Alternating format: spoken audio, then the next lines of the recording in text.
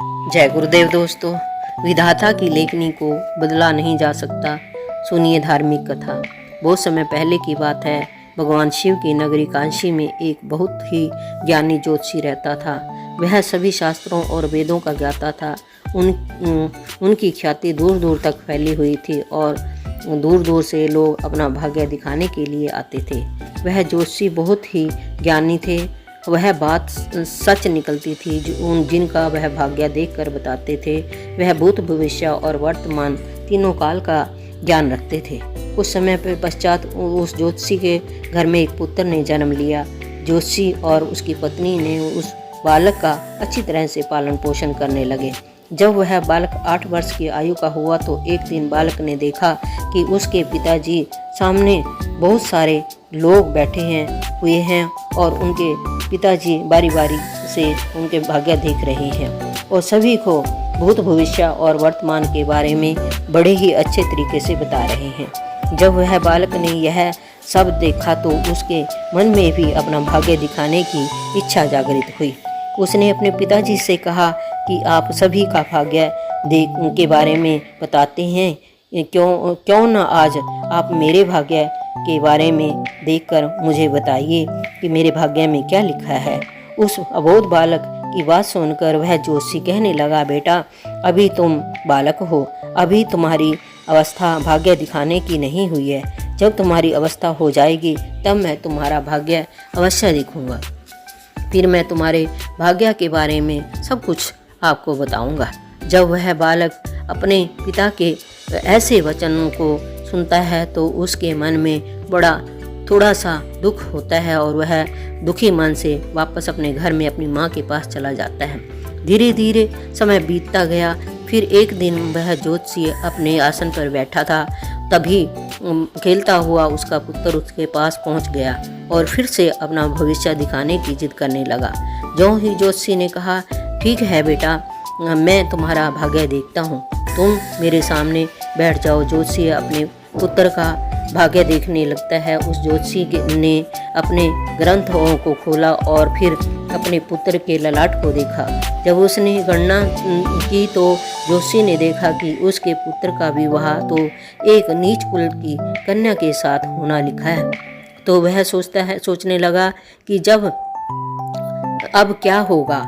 मैं जाति से उच्च कुल का ब्राह्मण हूँ और मेरे पुत्र का विवाह नीच लड़की से होगा। यदि ऐसा हो गया तो मैं कहीं का नहीं रहूँगा और किसी को मुँह दिखाने के लायक भी नहीं रहूँगा। ज्योतिषी ने सोचा, नहीं, मैं ऐसा नहीं होने दूँगा। जब मैं भाग्य देख सकता हूँ तो मैं भाग्य को बदल भी सकता हूँ। जब उस ज्योतिषी ने कुछ और गहराई से देखा, उस ग्रंथ को देखा और उसकी गणना की तो उसे पता चला कि उसी गंगा के किनारे कई कोस दूर एक मछुआरे का परिवार रहता है और उसके परिवार में अब तक 5 पुत्रियां ने जन्म ले चुकी हैं और मछुआरे की जो 5वीं पुत्री है तो जिसकी उम्र 7 महीने की है और जिसका नाम चंद्रमुखी रखा है। मेरे पुत्र का विवाह उस लड़की से होगा, ऐसा मेरे पुत्र के भाग्य में लिखा है। ज्योतिषी ने सोचा, मैं अपने पुत्र के भाग्य को जरूर बदलूंगा। मैं इसमें सक्षम भी हूँ और जब मैंने अपने पुत्र के भाग्य को देख ही लिया है तो मैं उसके भाग्य को बदल भी सकता हूँ। मैं भी आज देखता हूँ कि मैं बड़ा हूँ या भाग्य बड़ा है। आज वह ज्योतिषी ब्रह्मा जी के लिखे हुए विधान को बदलने के लिए चल देता है और चलते चलते उस मछुआरे के घर पहुँच जाता है। जब उस मछुआरे ने देखा कि काशी के एक महान ज्योतिषी उनके द्वार पर खड़े हैं तो उस मछुआरे ने उस ज्योतिषी का बड़ा आदरपूर्वक सम्मान किया और कहने लगा कि मुझे गरीब की कुटिया में आप पधारे हैं, यह तो मेरे लिए सौभाग्य की बात है। ज्योतिषी ने कहा, मैं तुमसे यह जानना चाहता हूँ कि 7 महीने पहले तुम्हारे घर में किसी कन्या ने जन्म लिया है तो मछुआरा कहने लगा, हाँ महाराज, 7 महीने पहले हमारे घर में एक पुत्री ने जन्म लिया है। ज्योतिषी ने कहा, क्या उसका नाम चंद्रमुखी है?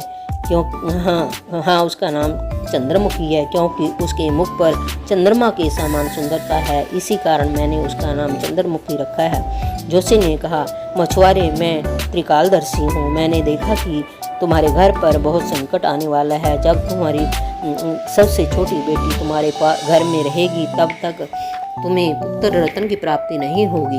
यदि तुम अपने आंगन में पुत्र को खेलना देखना चाहते हो तो तुम्हें अपनी छोटी पुत्री को अपने घर से दूर भेजना होगा। जोशी के ऐसे वचन सुनकर मछुआरे बोला, महाराज अभी तो यह नवजात बालिका है, उसकी इस 7 महीने की है, मैं उसे ऐसी हालत में कहाँ भेज सकता हूँ। जोशी ने कहा, जब मैं तुम्हें यह बता सकता हूँ तो मैं तुम्हारी सहायता भी कर सकता हूँ। मछुआरे, मेरी कोई पुत्री नहीं है, तुम अपनी पुत्री को मुझे दे दो, मैं उसका पालन पोषण करूँगा। जब वह बड़ी हो जाएगी तो मैं अच्छा सा वर देकर उसका विवाह भी कर दूँगा।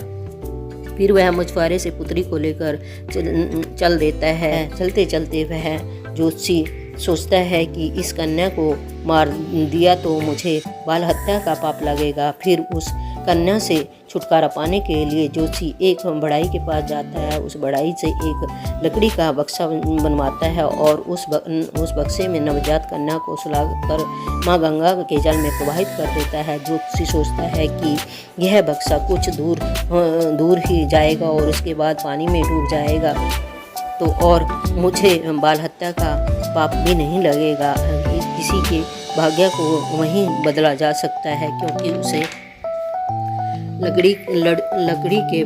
लड़की के भाग्य में जीवन लिखा हुआ था, जिस कारण वह बक्सा माँ गंगा के पानी में नहीं डूबा और माँ गंगा उसे बहाते हुए एक गांव के पास ले गई, किनारे पर लगा देती है। उधर एक पंडित सुबह सुबह स्नान करने के लिए आता है। उसकी कोई संतान नहीं होती। उसकी नज़र उस बक्से पे पड़ती है तो वह देखता है कि उस बक्से में अंदर सुंदर सी कन्या लेटी हुई है। उसने पैर के अंगूठे को चूस रही है। वह पंडित संतानहीन था और गंगा माँ से रोज संतान प्राप्ति के लिए प्रार्थना करता था। उस बच्ची को देखकर वह पंडित सोचने लगा कि माँ गंगा ने मेरी प्रार्थना स्वीकार कर ली है। पंडित कन्या को लेकर अपनी पत्नी को देता है। उसकी पत्नी ने कहा, यह कन्या कहाँ से लेकर आए हो, यह बड़ी सुंदर है। पंडित ने कहा, माँ गंगा ने हमारी प्रार्थना स्वीकार कर ली और यह कन्या हमें हमारी संतान के रूप में दी है, हमारी छोटी झोली में डाल दिया है और उसका अच्छे से लालन पोषण करने लगे। जैसे जैसे समय गुजरने लगा उसके साथ वह कन्या भी बड़ी होने लगी। उसकी सुंदरता में भी 4 चांद लग गए, जैसे कोई इंद्र की अप्सरा हो। जब लड़की बड़ी हुई तो उसके लिए वह वर ढूंढने लगे। पंडित जी पुत्री के लिए वर ढूंढते ढूंढते भगवान शिव की नगरी काशी में पहुंचते जाते हैं और पूछताछ करते हैं कि यहाँ कोई पंडित परिवार रहता है जिसका कोई बेटा विवाह के लायक हो तो बताओ। काशी के लोगों ने जोशी के बारे में बताया कि उनका पुत्र विवाह के लायक है। तो इसकी बात सुनकर पंडित जी जोशी के घर अपनी बेटी की शादी के लिए रिश्ता लेकर चल देते हैं। पंडित जी ने जोशी को अपने आने का मकसद बताया, मेरी पुत्री है और उसका विवाह हम आपके पुत्र के साथ करना चाहते हैं। तो जोशी बहुत खुश हुआ कि चलो, मेरे पुत्र के भाग्य में जो लिखा था अब वह टल गया है और एक ब्राह्मण अपनी पुत्री की शादी के लिए मेरे पास आया है। वह जोशी पंडित की बेटी से अपने बेटे की शादी के लिए तैयार हो जाता है। विवाह का समय निश्चित हो गया और वह समय भी आ गया जिस दिन पंडित की पुत्री और जोशी के पुत्र की शादी होनी थी। तो जोशी अपने पुत्र की बारात लेकर उस पंडित के गांव की तरफ चल देता है। मन ही मन खुश हुआ कि मैंने अपने पुत्र का भाग्य बदल दिया है।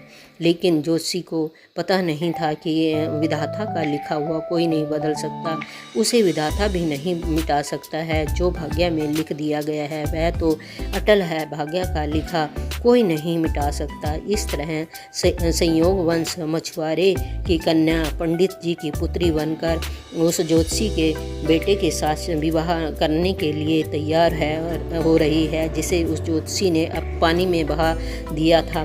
फिर उस लड़की का विवाह जोशी के लड़के के साथ हो जाता है। जोशी इस बात से खुश था कि मैंने अपने पुत्र का भाग्य बदल दिया है। जय गुरुदेव। दोस्तों, वीडियो अच्छी लगी लाइक करिए, शेयर करिए, सब्सक्राइब करिए।